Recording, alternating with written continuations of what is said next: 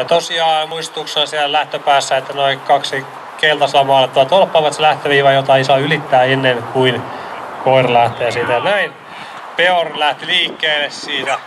Alkumatka taittui hienosti. Hiukan tuuli painaa tähän loppumatkalle, mutta korvat vaan luimuu ja mennään loppuun asti. Ja näin Peor pysäytti kellon aikaa 10.91. Nelsoni käy jo kuumella sieltä, päästä minut irti. Ja noin lähti Nelsonikin sieltä matkaan ja kovahan sieltä tullaan ilman viehettäkin. Keskimatka taittuu, hyvin tullaan loppuun asti ja näin Nelsoni pysäytti kellon aikaan 10.19. Keskimatka paikkeilla. Viehe on valmiina, lähettäjälippu alhaalla, viehen liikkeellä. Lopokin on liikkeellä.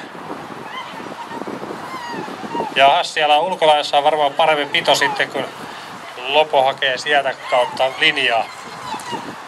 Ja näin tullaan siellä 15 metriä vielä jäljellä. Viimeinen pitonen taittuu hienosti ja noin. Lopo pysäytti kellon aikaa 15.97.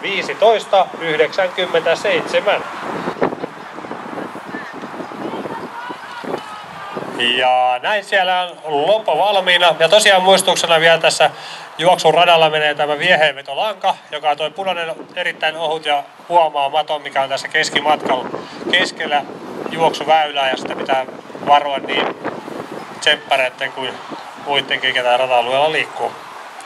Ja näin Lopo sieltä tulee maalia kohti.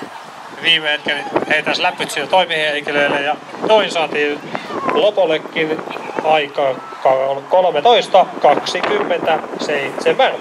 Ja näin My Heels He-Manit ovat suorittaneet oman urakkansa tänään.